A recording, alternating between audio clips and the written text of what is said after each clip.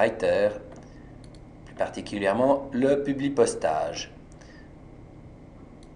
Alors, le Publipostage, il s'agit d'une façon de faire pour produire des lettres à de nombreux exemplaires. Par exemple, vous avez une base de données contenant des noms, prénoms et adresses et vous voulez envoyer la même lettre à tous les membres de votre club. Voici tout simplement un petit exemple de... Alors, fermez. Un petit exemple de lettre. J'ai mis n'importe quoi ici. Ici, on mettrait...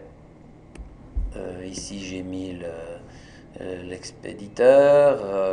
Ici, on va mettre la date. Ici, c'est un petit bloc de données pour mettre l'adresse du destinataire. C'est là justement qu'il faudra faire attention. Il faudra mettre à cet endroit-là les multiples adresses contenues dans la base de données.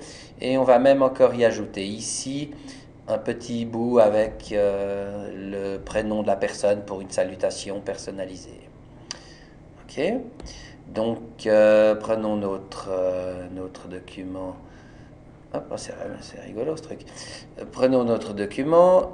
Nous allons donc finalement déjà taper le document. On va prendre avec la touche F4 ou bien affichage, afficher les bases de données. F4, voilà, les bases de données qui vont servir comme source de données pour les adresses. Bien sûr, lorsque vous appuyez sur F4, vous avez cette fenêtre qui apparaît, mais la base de données n'est pas forcément déjà dans la liste. Ici, il y a des bases de données déjà existantes. Vous pouvez donc bien sûr, base de données, bouton de droite de la souris, base de données enregistrée, et vous pouvez choisir d'aller sélectionner la base de données que vous voulez, que vous avez créée sur votre clé USB ou je ne sais où. Donc, moi, je vais mettre ma nouvelle base de données. Je sais qu'elle est enregistrée sur le disque du SEM. Donc, ça sera ici. Elle est là. C'est les noms et adresses. Et puis, elle s'appellera nom et adresse. OK. Donc, j'ai maintenant nom et adresse comme nouvelle base de données dont le traitement de texte va se servir pour aller chercher les adresses. Dedans, il y a bien entendu des tables. Dans ces tables, je vois qu'une table s'appelle adresse et quand je clique dessus, je vois qu'il y a toutes ces adresses. Bien sûr, vous avez les outils habituels de la base de données, mais je vous demande de vous référer au cours sur les bases de données pour voir comment ça marche. Petit exemple, je veux garder seulement les bobs de ma table. Je clique sur Bob, autofiltre, et puis j'ai plus que les bobs. Bob Moran, Bob Marley, Bob Dylan. Il y en a plein. Alors, dans notre lettre, ici, on va insérer un champ tout à fait normal. Je vous ai mis ça, c'est juste pour vous montrer qu'on n'est pas obligé de faire que du Publipostage. La date, par exemple. Alors, insertion, champ, date. La date ne me plaît pas sous le format de base, comme ça. On va simplement l'effacer et puis en remettre une autre. Insertion, champ, on va prendre autre ici parce que j'aimerais la date en toutes lettres. Je ne veux pas la date fixe, mais la date variable. Et puis, j'aimerais le jour, le mois, l'année, etc. Tout comme ça, inséré et fermé. Voilà, mardi 11 mars 2014. Ici, je vais mettre monsieur ou madame. Non, j'ai même pas mis. On va laisser simplement prénom. Alors, vous voyez qu'ici, il y a une colonne prénom, une colonne nom, une colonne code postal, ville, etc. Hein. On va peut-être effacer. Voilà, on a de nouveau toute la liste. On a Eric, etc. avec chaque fois normalement des codes postaux et villes qui sont introduits. Pas pour tout le monde, évidemment.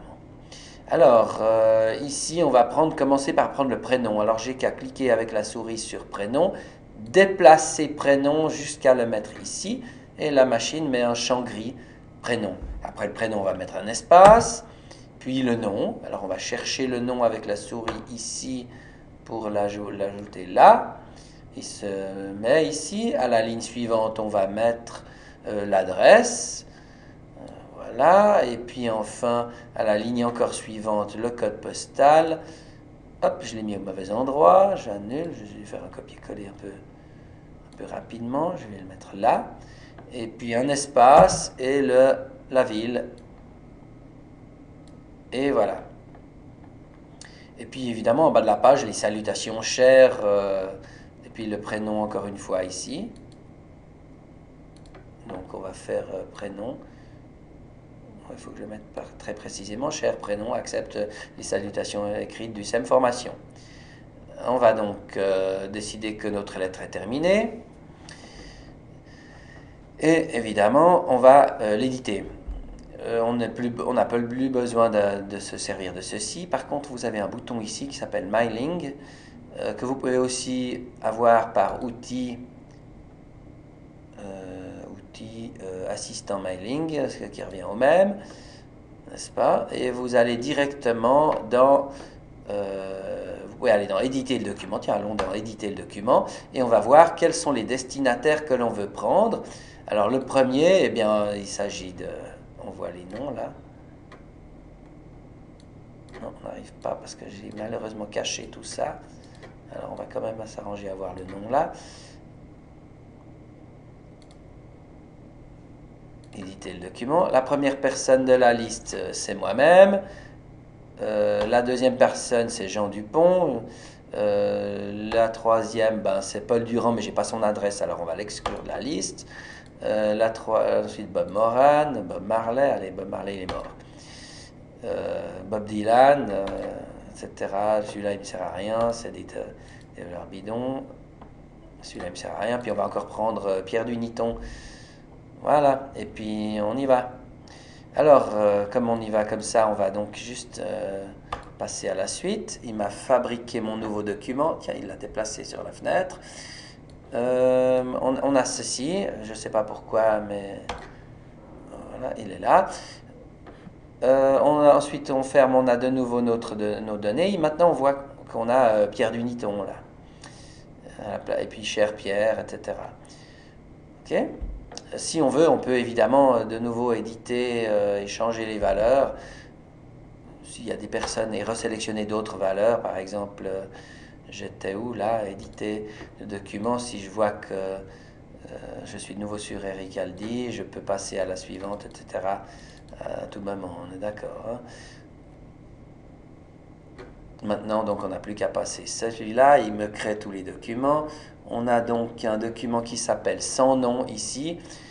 Sans nom, c'est simplement le document en fait tel qu'il est pas encore enregistré, il faut faire attention, qui contient la liste Eric Aldi, puis ensuite le suivant, le suivant, le suivant, le suivant, etc.